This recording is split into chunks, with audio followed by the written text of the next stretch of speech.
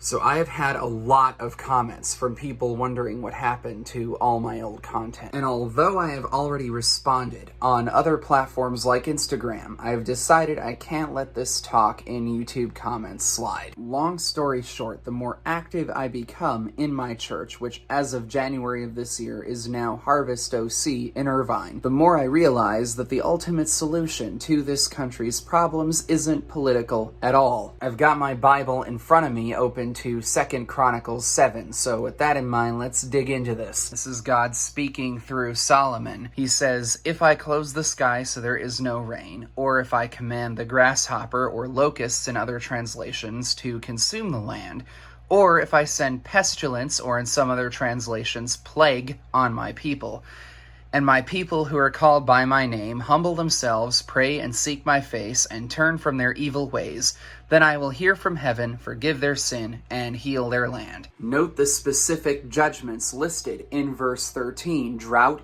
locusts, plague. In 2020 so far, we've had drought and wildfires in Australia, locusts in Africa and the Middle East, and COVID-19. Coincidence?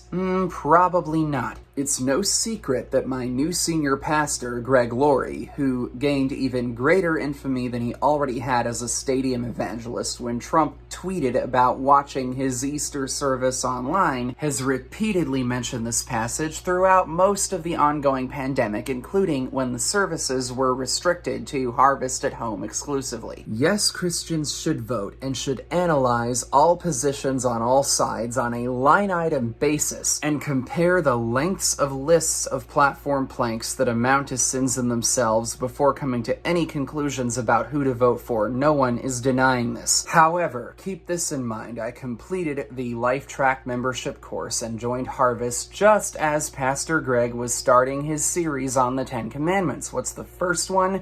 No other gods. If you talk about politics more often than you quote scripture, as I foolishly did when I posted to my old channel, then you turn politics into an idol. Likewise, if you talk about race or skin color more often than you quote scripture, regardless of what race you're from, then you turn race into an idol. In the same way, yet again, if you talk about sexuality in any form more often than you quote scripture, then you turn sex into an idol. In order for this country to be healed, every knee must bow. That means loving God more than race, God more than country, God more than skin color, and God more than body. Any political movement that fails to recognize that the identity of Christian must usurp the identity of black, white, or brown is idolatrous. Any political movement that fails to recognize that the identity of Christian must usurp any sexual so-called identity is also idolatrous. Any political movement that fails to recognize that the identity of Christian must usurp even those of male or female, for example, feminism, is again idolatrous. Any political movement that flies in the face of John 14:6, where Jesus says, and I quote, "I am the way, the truth, and the life. No one comes to the Father except through me," unquote, is likewise idolatrous. All four of the above cases involve worshiping the creation rather than the creator, which is exactly what Paul says is at the root of decadence in Romans 1:23. Notice how my hair is much longer than it was the last time I posted any videos. Well,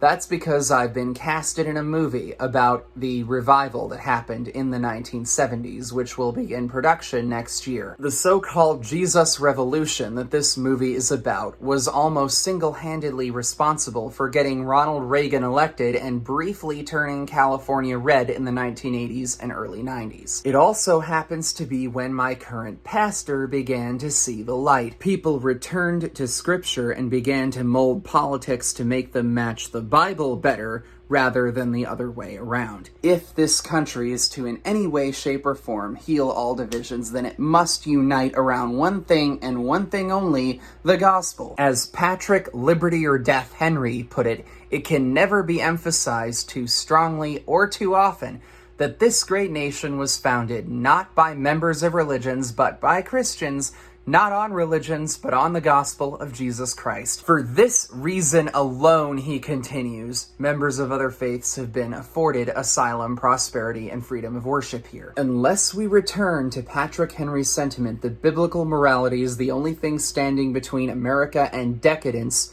we will continue to have problems. Until that happens, the odds of our land actually being healed of anything, including things like racial division, are slim to none. Given how much progress has been made through internet-based evangelism efforts like Harvest at Home, we're already up to a great start. In the meantime, with the exception of this video, this channel is strictly a YouTube music artist channel. This is the first and last vlog I'm ever gonna post here. Stay tuned for more album and music video content, though there is more of that coming, so if you're into electronic CCM, then please subscribe if you don't want to miss it. Thanks.